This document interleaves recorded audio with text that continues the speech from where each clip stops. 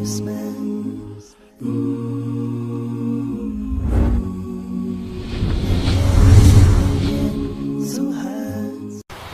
name is Isa Islam and I am from Bayonne, New Jersey. I accepted Islam May 10th, 2009. أعوذ بالله من الشيطان الرجيم بسم الله الرحمن الرحيم يا أيها الذين آمنوا اجتنبوا كثيرا من الظن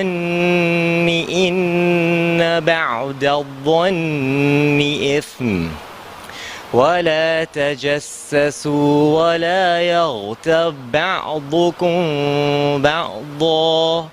أيحب أحدكم أن يأكل لحم أخيه ميتا فكرهتموه واتقوا الله إن الله تواب رحيم. Primarily, I lived a life before Islam of a life that had no purpose, and a heart will never find rest unless it's engulfed in the remembrance of Allah subhanahu wa ta'ala. So because of that, I was surrounded by I was so miserable that I began to search the meaning about religion, especially because I had in my household, my parents especially stressed that Islam was a religion that was inspired by the devil. So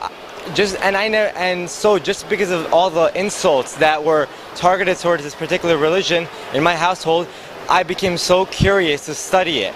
And as I opened up Google and as I opened up just simple websites and I started reading what Islam was, a brother showed me a video by Sheikh Yusuf Assess, and I watched that just for a few minutes, and all I knew about this religion is that it strongly believes in the concept of Tawheed, worshipping Allah subhanahu wa ta'ala, and that there was this man that came about in the desert, and his name was Muhammad sallallahu alayhi wa sallam, and he was able to reveal this entire book while being completely illiterate. And for me, that was enough to convince me that this religion was proper, because I felt the miracle of Islam taking over my entire life. Entering Islam has brought me to what I was told I was supposed to expect. Before I converted, I was giving a very brief lecture about the concept of trials and tests in Islam, and that was right on dot. Everything that I experienced after Islam was test after test after test,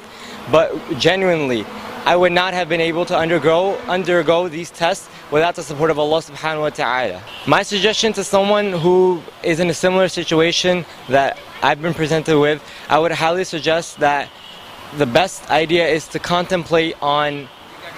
the creation of this world, and that it's really genuinely impossible to have this world come upon us without the great work of Allah subhanahu wa ta'ala. And really, it's not even a best source of knowledge to just go to a random Muslim on the street and ask them these questions that may lead us to be guided. Really, we have to refer to the scholars of Islam and try our best to ask them questions so we get the genuine knowledge about Islam, and so we're not giving any misguidance by Muslims who are not informed of their own religion. Well, this is the first time I've ever made it to ICNA down in the Northeast, and it's amazing being able to see so many Muslims coming together, and especially the youth conference. You know, seeing people of my own age, and then seeing speakers go up there and recite verses of the Quran, and literally just in the middle of it, you know, break down into tears and explaining the great details. I mean, I just finished up with a lecture with Sheikh Numan Ali Khan, and he's explaining every single word of how Allah subhanahu wa ta'ala is talking to Musa alayhi salam, and it makes you appreciate the Quran so much more.